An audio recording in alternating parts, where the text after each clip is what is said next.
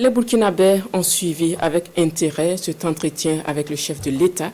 Visiblement, ce grand oral a convaincu plus d'un. Quelques citoyens de Ouagadougou se prononcent. Nous les écoutons au micro de Oumou Cissé et Rasmane Zondi. Concernant le discours, vraiment, on a apprécié tout ce qu'on attendait comme tous les projets pour l'avenir, pour notre jeunesse, surtout la jeunesse. En tout cas, tout a été détaillé. Tout ce qu'on attend, les critiques sur les réseaux sociaux, il a bien détaillé. Donc je pense que c'est l'essentiel. Surtout côté jeunesse, qu'il a apprécié. La jeunesse est consciente de ce qui se passe à l'heure là. Et encore plus, il a parlé de notre zone, le Sahel. C'est une zone vraiment riche qui peut développer notre cher pays, le Burkina Faso. Et nous-mêmes, on doit compter sur notre propre pays et de ne pas tendre la main. Concernant le Sahel, aujourd'hui, qui est délaissé. Et je pense que quand tu écoutes ce qu'il dit là, c'est comme on a l'impression que c'est la mauvaise gouvernance. Notamment, on a délaissé le Sahel. Et c'est ça qui a contribué à mener une frustration de certaines communautés. Bon, c'est ce que j'ai lu vraiment sur son message.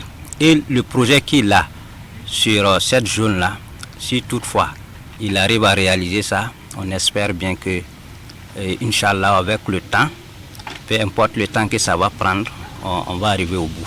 En plus des détenus, c'est un fait vraiment important parce que, comme il a dit, on ne peut pas les nourrir à la Mako et puis ils vont dormir gratuitement là-bas. Donc, vu qu'on a un problème humanitaire, si on les fait sortir, ils vont travailler, ça va contribuer à augmenter les rendements pour qu'on puisse prendre en charge les déplacés internes. Ça, c'est un fait majeur. En plus de ça, il y a la question de religion et d'ethnie. Ces faits-là, vraiment, ces derniers temps, ça fait couler beaucoup d'encre de salive au pays.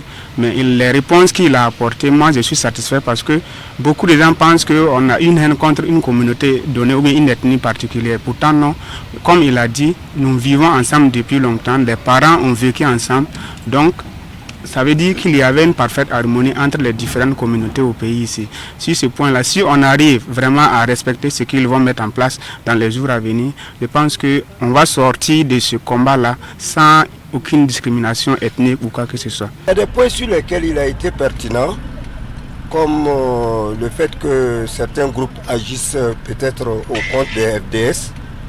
Et il va de soi que les FDS mettent encore plus d'organisation pour maintenir notre sécurité. Parce qu'il ne faut pas que des innocents payent le prix de ce qu'ils n'ont pas commis.